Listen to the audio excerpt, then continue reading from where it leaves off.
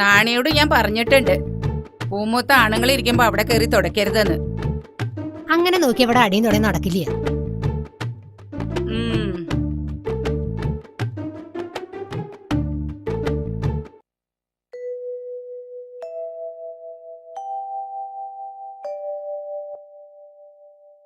എന്താ ചാത്ത എത്തി നോക്കണേ?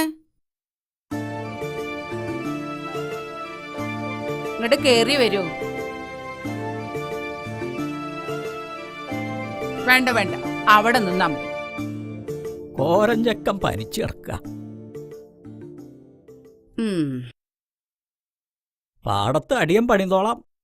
ഒവ്വേ 19 വയസ്സായ ആളാ, പണിയാൻ വന്നിരിക്കണു. വയസ്സൊന്നും തമ്പ്രാട്ടി നോക്കണ്ട, ആടിയനൊരു കുഴപ്പമില്ല. എന്നാ പാടത്തേക്ക് ചെല്ലുക. എന്താ അങ്ങനെ കടന്ന് പരുങ്ങണത്? കോരഞ്ചക്കനെ വൈദ്യരെടുത്ത് കാണിക്കണമെന്നാ എല്ലാരും പറയണത്. തീരെ വൈ. ഇതിനൊക്കെ ചുക്കും കുരുമുളകിട്ട് കഷായം വെച്ച് തിളപ്പിച്ച് കുടിക്കല്ലാതെ വൈദ്യരെ കാണിക്ക. അതൊക്കെ ചെയ്തു, എന്നിട്ടും ഭേദമില്ല. കുറച്ച് കായ് കിട്ടിയിരുന്നെങ്കിൽ.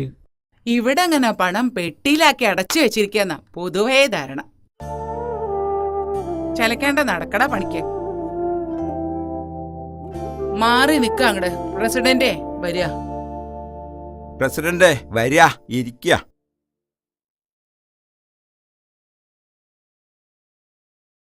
ഇരിക്കുക. ഇത്തിരി സംഭാരം എടുത്തോളൂ.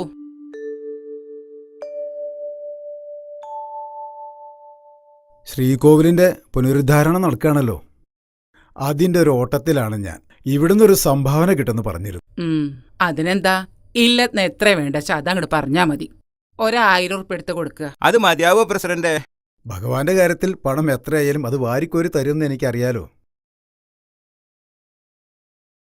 ഉപ്പ് കൂടിയോന്നാവോ? എന്നാ ഒരു 2000 ഉറുപ്പിക എടുത്ത് കൊടുക്കുക. ആയിക്കോട്ടെ.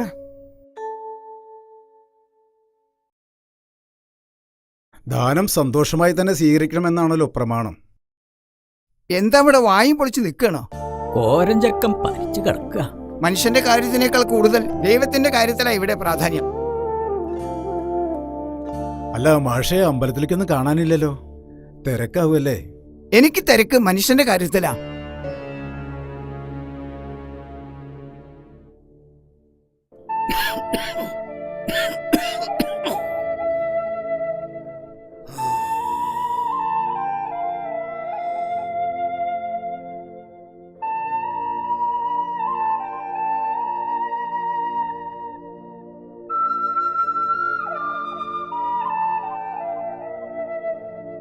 ദേവരെ, തീ പോലെ പൊള്ള പനിയാണല്ലോ, എന്നിട്ടാ പണിക്ക് പോണത്?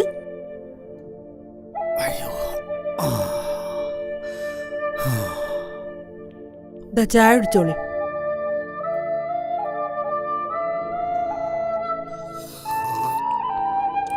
സാരല്ല, പണിക്ക് പോയില്ലെങ്കിൽ പാടത്തെ പണി അവിടെ കിടക്കും. പണി വയ്യാത്തപ്പനല്ലടി പണിക്ക് പോണ്. ഇജ്ജ് മിണ്ടാതൊരു ഭാഗത്ത് അവിടെ കടന്നോ. എനിക്കിപ്പോ 80 ആയിട്ടുള്ളൂ.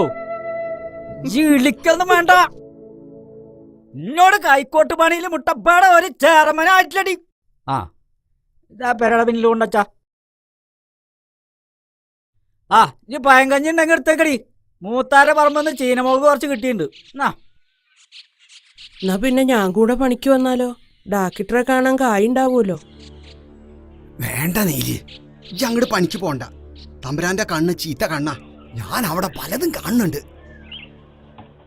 ആ മഞ്ചളുട്ടിയുടെ അനിയനല്ലേ ഇത്? എന്താപ്പോ മൂത്താരുട്ടി ഈ വഴിക്കൊക്കെ ആവോ? അമ്മാവ എന്നെ അങ്ങനെ വിളിക്കല്ലേ, എനിക്കൊരു പേരുണ്ട്, രാമൻകുട്ടി. ഇത് മാഷ് തന്നയച്ചതാ. നമുക്ക് എത്രയും പെട്ടെന്ന് കോരൻ ചേട്ടനെ ആസ്പത്രിയിൽ എത്തിക്കണം.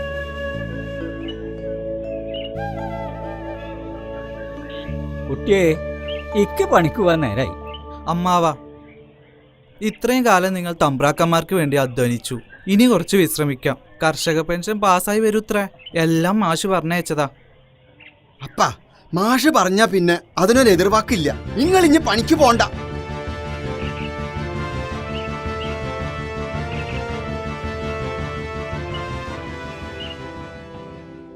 സഖാക്കളെ, ഞാൻ ദിവാകരൻ. മാഷ് എന്നെ ഏൽപ്പിച്ചിരിക്കുകയാണ് എല്ലാ കാര്യങ്ങളും. പാർട്ടിയുടെ തീരുമാനപ്രകാരമാണ് ഞാനിവിടെ എത്തിയിരിക്കുന്നത്. ഇനി നിങ്ങളുടെ എല്ലാ പ്രവർത്തനങ്ങൾക്കും ഞാൻ നിങ്ങളുടെ കൂടെ ഉണ്ടാവും. കോളനിയിൽ ഒരാഴ്ചയായി പട്ടിണിയിലാ പലരും. കൂലി പോരാന്ന് പറഞ്ഞപ്പോ പണി നിർത്തിക്കൊള്ളാനാ തമ്പുരാൻ പറഞ്ഞത്. ഇങ്ങനെ പോയാൽ നമ്മൾ വിളിച്ച പലരും വരാണ്ടാവും. കുറഞ്ഞ കൂലിക്ക് പണിയെടുക്കാൻ കോളനി ആൾക്കാരുണ്ട്. പഠിച്ചത് മതി, അച്ഛൻ പണിക്ക് പോയി തുടങ്ങാനാ പറഞ്ഞത്. അച്ഛൻ വയ്യാണ്ട കടപ്പില.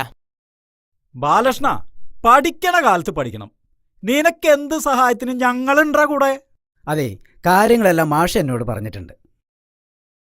പണിയെടുത്ത അധ്വാനത്തിന് ന്യായമായ കൂലി നമുക്ക് വേണം.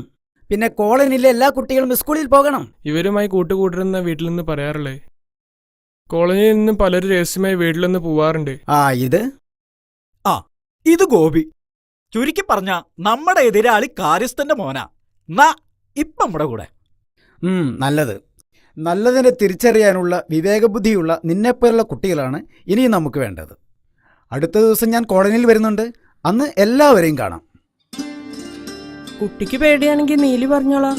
അതൊന്നും വേണ്ട, മാഷ് സമ്മതിക്കില്ല. ഞങ്ങൾ തമ്മിൽ വയസ്സിന്റെ കാര്യത്തിൽ ഒരുപാട് ഡിഫറൻസ് ഉണ്ട്.